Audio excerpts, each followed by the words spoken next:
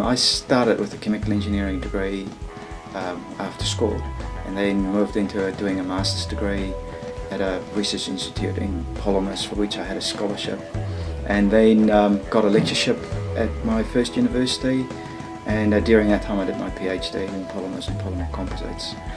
From there I went into biodegradable materials, biodegradable polymers, and ways to improve synthetic materials biodegradability. Everybody knows a protein, right? It's like meat. You eat a protein, you need it as part of your diet, but what you don't realise is that you're every day eating plastic, because the proteins are polymers, right? And if you make that connection between polymers and plastics, you realise that that it looks actually pretty similar to something like polyethylene and polypropylene.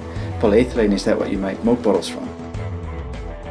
The last 4 years, I'd say, we've focused quite strongly on our plant meal-based materials, and we've got a reasonable research group that's working on that. So it is focused primarily on using natural materials as plastics. The only problem with it is it doesn't want to behave like synthetic materials. That is the most important research question that we had to answer, is how do you get something that's natural to behave like a synthetic material?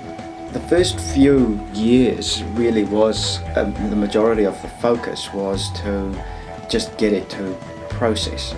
You first have to be able to take your raw material and process it in a way that allows you to make something of it.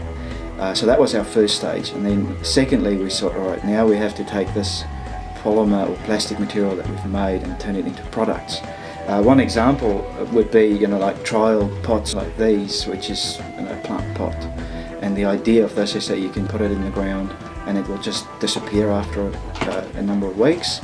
Other alternatives, but like our holy grail here is to be able to make thinner films of it, but that's still a number of years away, but that's where we're aiming at. Hamilton and the Waikato actually has quite a strong plastics industry. There's a large number of companies just in Hamilton. So we're hoping that with their assistance we can actually commercialise this product to create a different market for biodegradable polymers.